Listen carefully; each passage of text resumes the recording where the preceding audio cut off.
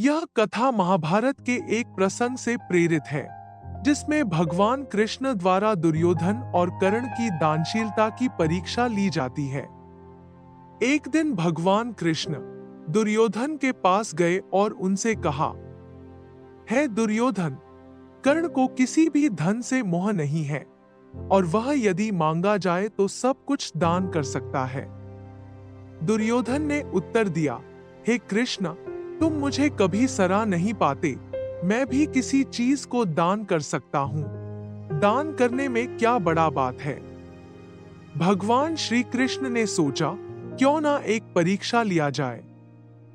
भगवान कृष्ण ने 3 पर्वत बनाए, एक सोने का, एक माणिक्यों का और एक हीरो का। भगवान कृष्ण दुर्योधन से कहा, है दुर्योधन, यदि तुम सचमुच एक महान दाता हो तो मेरे द्वारा बनाए गए इन 3 पर्वतों को दान करो।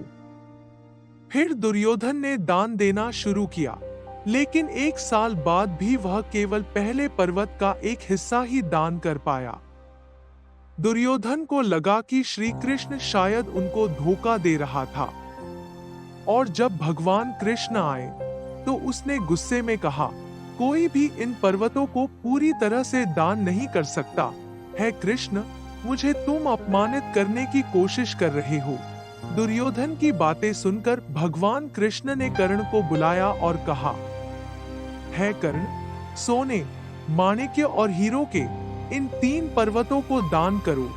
कर्ण ने दान देने के लिए लाइन में खड़े 3 लोगों को बुलाया और कहा, पहला पर्वत तुम्हें मिलेगा, दूसरा तुम्हें और तीसरा तुम्हें। दुर्योधन हक्का बक्का रह गया।